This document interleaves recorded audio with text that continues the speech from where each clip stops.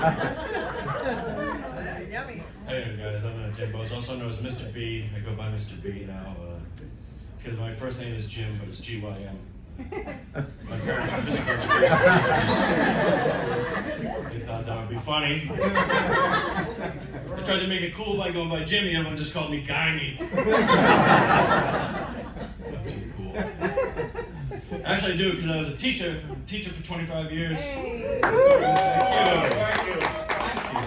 Appreciate that. I don't get the same feedback from the students I need. This is what I've learned from working with teenagers for almost 3 decades, is nothing can turn the stomach more of a teenager than an adult trying to sound cool. Yeah, anyone ever have a little fun with it? I like to have a little fun with it. I like to lean into that. You know, every semester I pick out a brand new hit phrase to just burn to the ground. Last spring it was, "You do you, boo."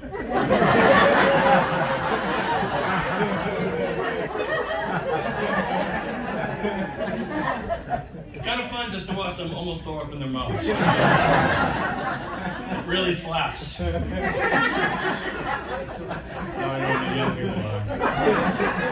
It's so metal. Anyways, I hope you guys had a good holiday season. I had a good one, but December 18th, last Monday, my life changed. I got a phone call. I was sitting there. I was kind of depressed. I was a little down. I actually stopped teaching. I took a leave from teaching. I wanted to tell them to take this job and shove it. But now it's more like, take this job and hold it. Will you hold it for me, just in case I need to come back? So I took a leave of absence. I had 25 years I've been teaching, and I was a little down. I couldn't take teaching, anymore. I was stressed out. There's a lot of pressure on teachers nowadays. So I took the year off, and now I'm working in a suicide prevention crisis. It's quite relaxing. It is. You know, you deal with the kids one at a time. It's much better.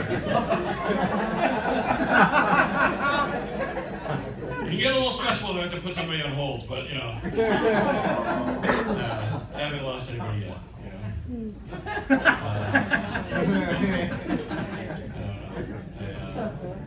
It's tough. I think one of the reasons I left, because I used to coach and teach. I was a football coach there. I was a head football coach for 5 years. Thanks. I'm doing football material tonight. But for me, like, coaching was a part of teaching, and about 8 years ago, when my third kid was born, my son was born, we decided that I was going to stop coaching.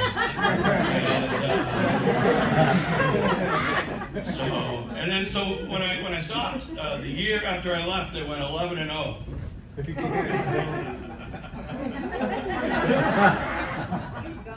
You go.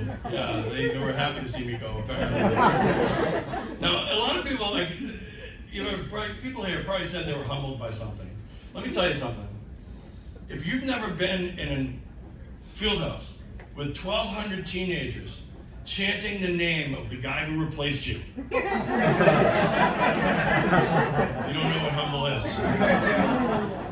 I just joined in. I was like, Dembo!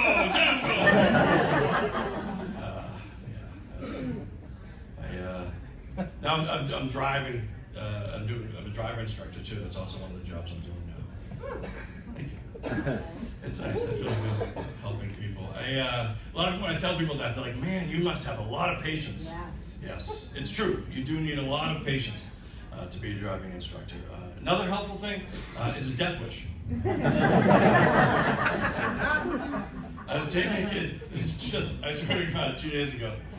First lessons. Whenever I see a first lesson on the docket, I'm like, oh no, here we go. And a lot of them are right. A lot of them are already driven with their parents. So the first question I ask them, they're supposed to drive with their parents. Their first time driving should not be in this car. And so I pull up, and the kid gets in. I said, you been driving with your folks? Oh yeah, well, a good bit, a little bit. And he looks down and he goes, So the brake's on the left and the gas is on the right, right? I was like, you haven't been driving, have you? It's like, no. Well, it was a long time ago.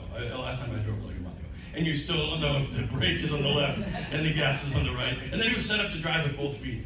Yeah, it was very scary. We got out alive though. I don't get worried. I don't worry. And I've been in almost head-on collisions, and I don't know if it's a death wish or severe depression. I don't know. And it's not like I don't want to die. I don't have suicide. I'm a professional now. I know that what they always ask is, do you have plans? Do you have concrete plans? And I don't have plans to kill myself, but I have planned. I have all my photos picked out for my wake. Does anyone else do that? Yeah. I mean, you don't want to leave that to chance, right? You got to pick out the good ones. That's just good preparation. So, back to the call. So I got the call December 18th, and it was they called and they said, "Oh, this is Cherry Hill Enterprises or whatever it was." They said, "You remember a couple weeks ago online when you filled out an application to be Santa Claus?" I know, a bunch of you thought of it as soon as I got up, right? And I was like, not really. But anyway, so I was a Santa Claus for a week, leading up to last week, for a week, 10 hours a day down at the Cape Cod Mall. Yeah. And I'm telling you, it opened up my heart to Christmas. My heart grew 3 times that day. And it was really great. I gotta tell you, I loved it. It was awesome. I'm definitely gonna do it next year. It was just a blast. I am not an anti-woke guy, but it was just really fun to be shouting out Merry Christmas, all over the place. It was like, Merry Christmas!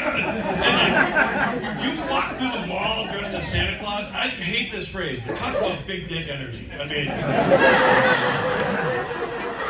it's just high-fiving, hugging, kissing babies. It was awesome.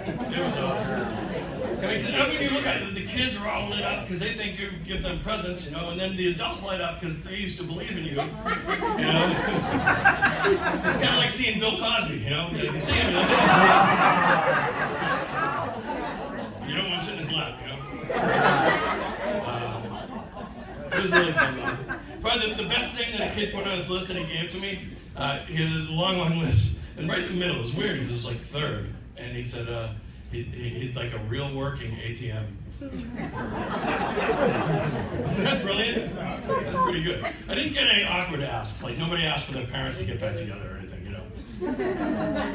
Yeah, that's a plus. Just mine, I was like, it depends. Does mommy still hate comedy? Because then maybe they have a chance. That's made it sad.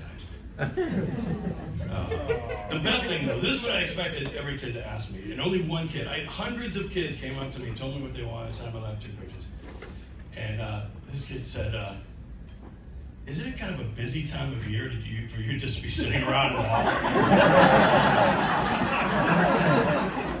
I was like, that is a great question, dude. You're getting everything you want. As far as I know. Oh, man. But it was a blast. I'm definitely going to do it again. I love doing this. And I was not such a big fan as Mrs. B. She had a big sit down with me. She was like, you know what I think, Guy? I think. She said, I think that you have a Peter Pan complex. Yeah, you guys know what that means? Yeah. It means you don't want to grow up, right? You want to be a boy forever, like Peter Pan.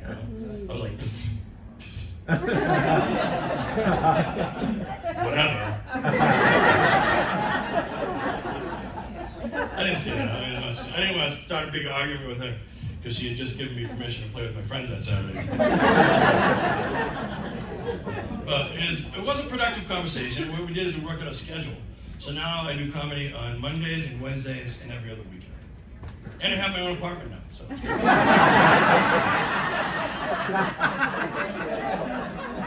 kind of told you about that earlier. It's all right.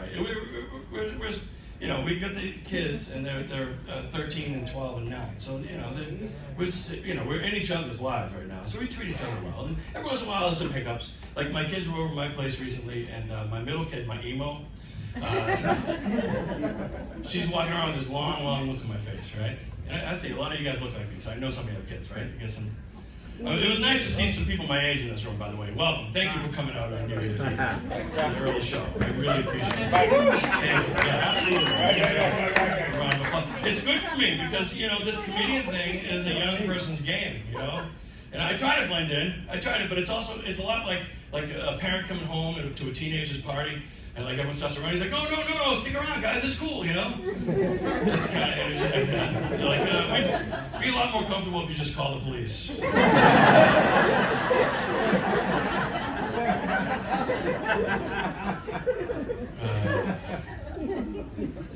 forget what I was talking about.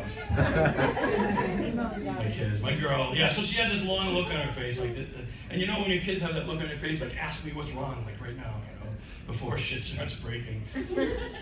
And so I'm like, hey, honey, what's going on? You look a little bummed out there. I don't want to tell you, because I don't want to hurt your feelings. Come on, honey, you can tell me anything. She's like, okay.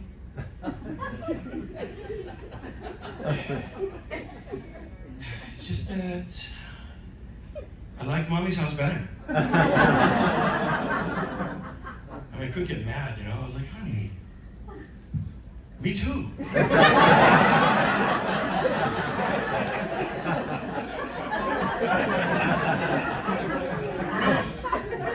You know, I did have a hand in picking that house out.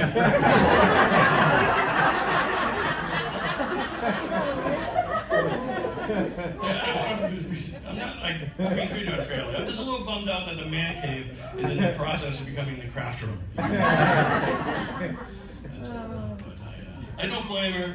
I don't like my place. It's awful. We got there and it has mice. Yeah, gross, right? And people have had mice, right? You don't realize how many people have had that problem before because you don't want to talk about it like in polite circles. My landlord, he said I couldn't have a pet, you know, but I'm like, I got there and there's mice like